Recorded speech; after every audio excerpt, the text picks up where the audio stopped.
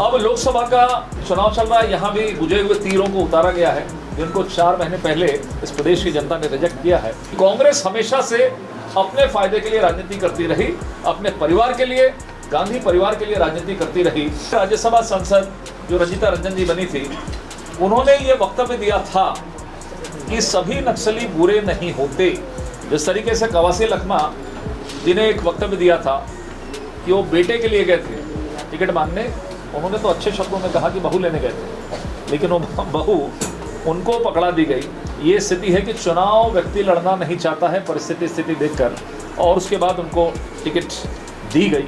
2018 में फर्जी घोषणा पत्र के आधार पर हमारी सरकार चली गई, उन पर लोगों ने विश्वास किया, लेकिन 5 साल हमने ईमानदारी के साथ में किया। उसका प्रतिशत ये मिला कि जनता ने हमको फिर से आशीर्वाद दिया। जैसा कि हम सब जानते हैं कि लोकसभा चुनाव 2024 का जो प्रथम चरण का जो चुनाव था, जिसमें एक सीट थी बस्तर की सीट, उसमें लोकसभा चुनाव संपन्न हुआ है। 26 तारीख को द्वितीय चरण और 7 मई को बचे शेष 7 सीटों पर चुनाव संपन्न होगा। इसको ठीक कर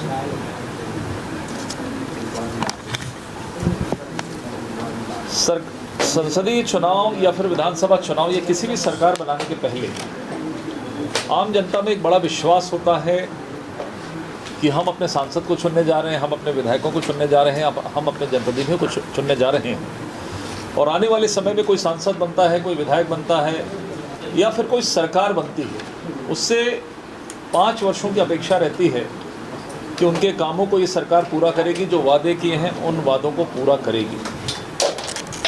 कुछ अन्य व्यवस्थाएं जो हमारे संसदीय प्रणाली में है कि जो उच्च सदन होता है राज्यसभा, उसमें भी विधायकों की संख्या के आधार पर हमारे सांसद चुने जाते हैं, मनोनीत जो होते हैं राज्यसभा के सांसद जिनको हम कहते हैं। तमाम चर्चाएं लगातार जब प्रदेश स्तर पर हो रही, देश स्तर पर हो रही है कि कितना आएगा, क्या परिणाम आएगा, सब अपने अपने दावे प्रस्तुत कर रहे हैं। इस बीच जब एक लोकसभा का सांसद मेहनत कर रहा है, लोकसभा का सांसद चुनाव में जा रहा है और चुनाव में जीतकर वो उस संसद में जब वो प्रतिनिधित्व करेगा अपने क्षेत्र का, इस बीच मैंने कहा कि संसदीय प्रणाली के अंतर्गत कुछ राज्यसभा के सांसद भी चुने जाते हैं, जो पिछले समय चूँकि कांग्रेस की सरकार थी इसलिए यहाँ से 3 राज्यसभा के सांसद कांग्रेस से चुने गए थे। पुरानी बातों को मैं दोहराना नहीं चाहता, आप सब जानते हैं अच्छी तरीके से कि पिछले 5 वर्षों के अंदर में कांग्रेस की सरकार भूपेश बघेल जी के नेतृत्व में तमाम प्रकार के एक ऐसे आवरण को ओढ़ने की कोशिश और बताने की कोशिश यहाँ पर की गई, दूसरों को कटघरे में खड़ा करके कि वो छत्तीसगढ़िया नहीं है, हम ही छत्तीसगढ़ की संस्कृति को जानते हैं। ये सब तमाम प्रकार का खेल हुआ, उस पर जनता ने मोहर लगा दी। इस तरह की कहीं कोई चीज़ नहीं है, ये सब गलत चीज़ें हैं, इस पर मोहर प्रदेश की जनता ने लगाया और बीजेपी की सरकार बनी। लेकिन उस समय भी दोहरा आचरण कांग्रेस का था। जब छत्तीसगढ़ी बात करते करते भी राज्यसभा सांसद चुनाव की बात आई कि सांसद चुनना है, तो भी 3 ऐसे सांसदों को चुना गया जो छत्तीसगढ़ में नहीं थे, छत्तीसगढ़ का प्रतिनिधित्व नहीं करते थे। पूरे 5 साल के कार्यकाल के दौरान 3 अवसर ऐसे आए कि 3 छत्तीसगढ़ के सांसदों को, छत्तीसगढ़ के नेताओं को, छत्तीसगढ़ के जो विभिन्न क्षेत्रों में जो स्पेशलिस्ट हैं, जो विशेषज्ञ हैं, उनको वहाँ पर भेजा जाता, लेकिन कांग्रेस ने उस पर किसी पर मोहर नहीं लगाई। तीनों के तीनों जो राज्यसभा सांसद थे, रंजीता रंजन, राजीव शुक्ला, KTS फूलसी, ये तीनों को बाहर से लाकर छत्तीसगढ़ से उनको राज्यसभा में भेजा गया। हमने उस समय भी आवाज़ उठाई, लेकिन कांग्रेस ने इसको अनसुना कर दिया कि कोई एक व्यक्ति तो छत्तीसगढ़ का चला जाता, लेकिन उस पर किसी भी प्रकार की कोई मोहर नहीं लगी, उस पर किसी प्रकार का चयन नहीं हुआ। चलिए ठीक है, वो सांसद बन गए, लेकिन एक छत्तीसगढ़ की जनता को अपेक्षा थी कि वो सांसद इस छत्तीसगढ़ की चिंता करते, वो नहीं करे तो कम से come all India Congress committee की जो टीम है, जो उनका संगठन नेतृत्व है, वो कम से कम उनको निर्देश करता कि जिस प्रदेश से आप चुनकर आए हैं उस प्रदेश की थोड़ी बहुत चिंता आप करें, आपके जो फंड्स हैं उन फंड्स का उपयोग भी उस छत्तीसगढ़ के विकास के लिए करें। लेकिन आज इस प्रेस ब्रीफिंग ने मुझे ये कहते हुए बड़ी तकलीफ़ हो रही है कि जो लोग छत्तीसगढ़ के कोटे से और भूपेश बघेल जो कि आका के रूप में हैं, उनके कोटे से छत्तीसगढ़ के रूप से सांसद बने, वो छत्तीसगढ़ वासियों का हक छीनकर राज्यसभा के सदस्य बने। ये केवल उस समय ये था जो हमारा आरोप था। और वो सत्य साबित हुआ कि केवल भूपेश बघेल जी ने यही किया कि केंद्रीय नेतृत्व को अपने आकाओं को खुश करने के लिए इस तरह के कामों को किया कि जो उन्होंने कहा उसको उन्होंने माना। होता है कभी कभी एक आध कोई सीट चली जाती है, किसी राज्यसभा को भेजा जाता है कहीं बैलेंस करने के लिए, कोई सीनियर लीडर होता है, लेकिन तीनों की तीनों सीटें राज्यसभा की बाहर के लोगों को दिया गया। ये छत्तीसगढ़ का बहुत बड़ा अपमान था, ये सबसे बड़ा दुर्भाग्य था। ऊपर से ये जो बाहर के लोग जो छत्तीसगढ़ की संस्कृति को, छत्तीसगढ़ की भावनाओं को नहीं समझते, संस्कृति तो ठीक है, भावनाओं को नहीं समझते कि वास्तव में यहाँ पर क्या तकलीफ है, ये छत्तीसगढ़ कैसे नक्सल से जूझ रहा है। आपको ध्यान होगा कि उस समय राज्यसभा सांसद जो रंजीता रंजन जी बनी थी, उन्होंने ये वक्तव्य दिया था कि सभी नक्सली बुरे नहीं होते। ये विशुद्ध रूप से हमारे शहीद जो होते हैं, सैनिक होते हैं, और उनके परिवार, छत्तीसगढ़ के लोगों का घोर अपमान है। और शायद उसी की पुनरावृत्ति भूपेश बघेल जी ने भी अभी जो घटना वर्तमान में हुई थी उसकी पुनरावृत्ति की, क्योंकि जीन एक ही है, डीएनए एक ही है, और जो वैचारिक रूप से जो चीज़ें हैं कि हम किसका समर्थन करते हैं, ये लगातार इनके बयानों से स्पष्ट हो रहा है। और जो हम आरोप लगाते थे वो सर्वथा सिद्ध हो रहा है कि इनकी सरकार आने के बाद नक्सली क्यों उन्मुक्त होते हैं, क्यों उनके ऊपर अटैक नहीं होता, ये तमाम प्रकार की चीज़ें सामने आई। मुझे तो ये भी जानकारी प्राप्त है कि मार्च 2020 और 2022 से जो राज्यसभा बने थे केटीएस तुलसी, उनको तो यहाँ से बना के भेजा गया था, लेकिन वो निर्वाचन का सर्टिफिकेट तक लेने के लिए नहीं आए थे। ये भी यहाँ का घोर अपमान है। अब लोकसभा का चुनाव चल रहा है, यहाँ भी बुझे हुए तीरों को उतारा गया है, जिनको 4 महीने पहले इस प्रदेश की जनता ने रिजेक्ट किया है। उन लोगों को कवासी लखमा जीत गए अलग बात है, लेकिन मात्र 2000 वोट से जीते थे, क्या परिस्थितियाँ थी। या फिर हम ताम्रध्वज साहू जी की बात करें, भूपेश बघेल जी की बात करें, उनके कामों पर जिस तरीके से जनता ने रिजेक्ट किया उनको, ऐसे तमाम देवेंद्र यादव से लेकर ऐसे लोगों को यहाँ पर प्रत्याशी बना गया है।